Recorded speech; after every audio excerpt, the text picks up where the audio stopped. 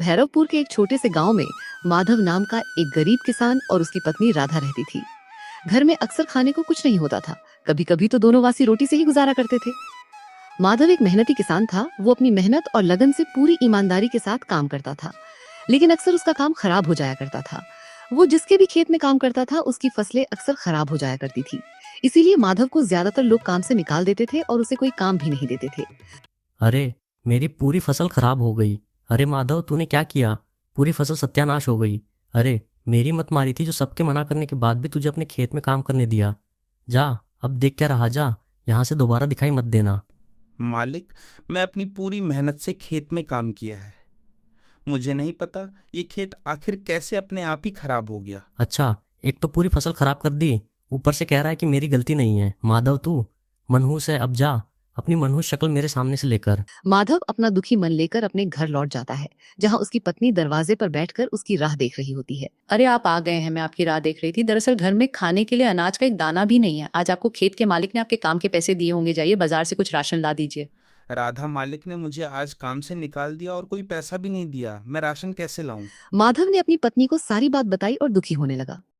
जी आप अपना मन बिल्कुल भी दुखी ना करें, एक दिन आप भी सफल होंगे, मुझे आप पे पूरा भरोसा है। चलिए अंदर चलिए। दोनों बिना खाए पानी पीकर बिस्तर पर लेट जाते हैं और माधव पूरी रात ये सोचता रहता है कि आखिर ऐसी कौन सी गलती हुई है जो भगवान उसकी ऐसी परीक्षा ले रहे हैं। माधव मन में ही ये सब विचार करता है और उसे रात भर नींद नहीं आती है और सोचते सोचते सुबह हो जाती है। अब मैं क्या करूं? किसके पास जाकर काम मांगू? चलो, मुखिया जी के पास चलते हैं, अब वही मेरी कुछ मदद कर सकते हैं। माधव मुखिया के घर जाता है। मुखिया अपने घर के बाहर ही खड़ा होता है। आओ आओ माधव, कैसे आना हुआ? और सब ठीक है? तुम्हारा काम कैसा चल रहा है? क्या बताऊं मुखिया जी, कुछ भी ठीक नहीं है। घर में खाने तक के लाले पड़े हुए हैं, अनाज का एक दाना भी नहीं है, कोई काम ही नहीं मिल रहा है। कृपया आप ही मेरी कुछ मदद करें, अपने खेत में मुझे कोई काम दे दे। बड़ी उम्मीद लेकर आपके पास आया हूँ। अरे माधव, मैं इतना मूर्ख तो नहीं हूँ कि तुझे अपने खेत में काम पर रख लूँ और मेरी सारी फसल खराब हो जाए। तू जिसके भी खेत में काम करता है उसकी फसल खराब हो जाती है। मैं ये नुकसान भला तेरे लिए क्यों उठाऊं? जा जा, मेरे पास तेरे लिए कोई काम नहीं है। जा कहीं और से काम मांग जाकर। बड़ा आया मेरे खेत में काम करेगा। मुखिया जी, कम से कम आप तो ऐसी बातें मत कहिए।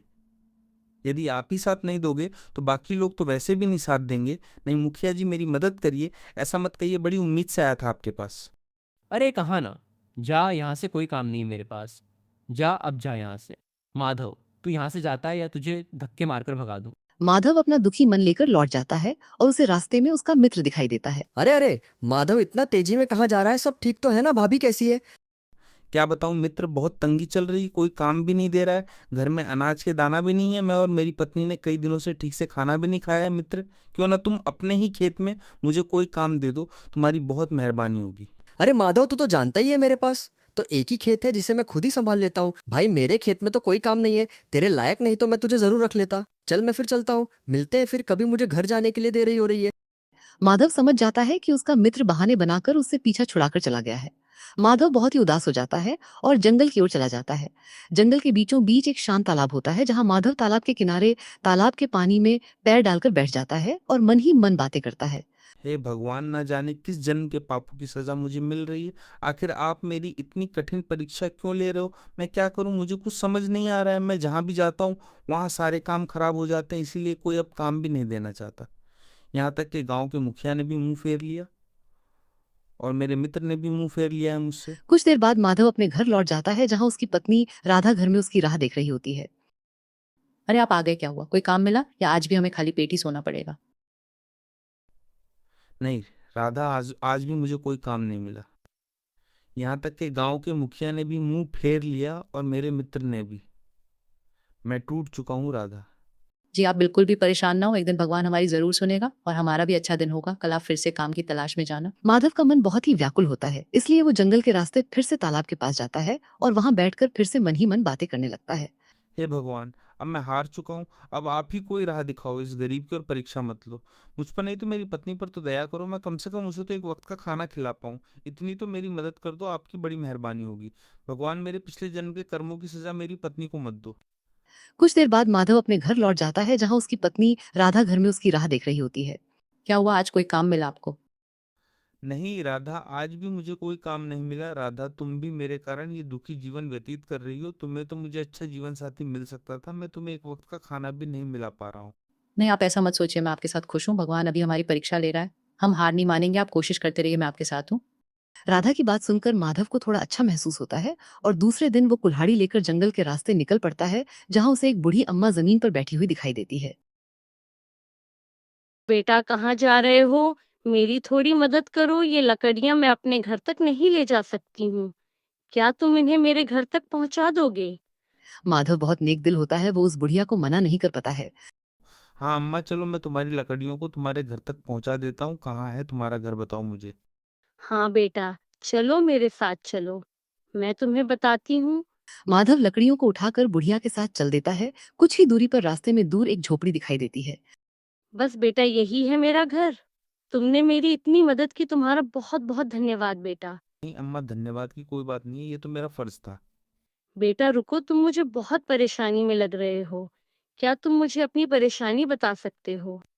क्या बताऊं अम्मा, भगवान मेरी परीक्षा ले रहा है। मेरे घर में अनाज का एक दाना भी नहीं है। मैं और मेरी पत्नी कभी पानी पीकर तो कभी सूखी रोटी खाकर गुजारा कर रहे हैं। कोई मुझे काम भी नहीं देता है। जिसके यहाँ भी काम करता हूँ उसका काम खराब हो जाता है। मैं क्या करूँ अम्मा, मुझे समझ नहीं आता। बेटा मेरे पास तो कुछ और नहीं है, लेकिन ये पत्थर है, तुम इसे रख लो, ये तुम्हारे काम आएगा। अरे अम्मा, ये पत्थर भला मेरे किस काम का? इसे आप ही रखो, मैं चलता हूँ। बेटा ये कोई आम पत्थर नहीं है, ये तुम्हारी इच्छाओं को पूरा करेगा। इसे अपने पास रखो, मगर याद रखना, इससे इच्छा मांगते वक्त मन में कोई लालच नहीं होना चाहिए, वरना इस पत्थर की शक्तियां उल्टी काम करेंगी और बुरा होगा। यदि आप इतना कह ही रही हो तो मैं ये पत्थर रख लेता हूँ। बहुत बहुत धन्यवाद अम्मा। माधव वो पत्थर लेकर अपने घर चला जाता है। आज आप जंगल से लकड़ी लेने गए थे, क्या आपने लकड़ी काट कर उन्हें बाजार में जाकर बेचा? नहीं राधा, मैं जंगल नहीं जा सका। रास्ते में मुझे एक अम्मा मिल गई थी, जिनकी मदद करने में उनके साथ चला गया था। जी, आप ऐसे कैसे किसी की भी बातों में आ सकते हैं? भला कोई पत्थर किसी की इच्छा कैसे पूरी कर सकता है? ये अंधविश्वास है, आपको ऐसे ही किसी की बातों में नहीं आना चाहिए। यदि ये पत्थर वास्तविक में शक्तिशाली है तो खाना मांग कर देखिए। राधा, ये पत्थर मैं अम्मा का मन रखने के लिए साथ ले आया। अम्मा की बातों में सच्चाई थी। चलो खाना मांग कर देखते हैं। काश मेरे पास भी अच्छा खाना होता। माधव ने इतना कहा ही था कि खाने से सजी एक थाली उनके सामने आ गई। ये सब देखकर दोनों चौंक गए और उन्हें यकीन हो गया कि ये कोई मामूली पत्थर नहीं है, बुढ़िया की बात सच थी।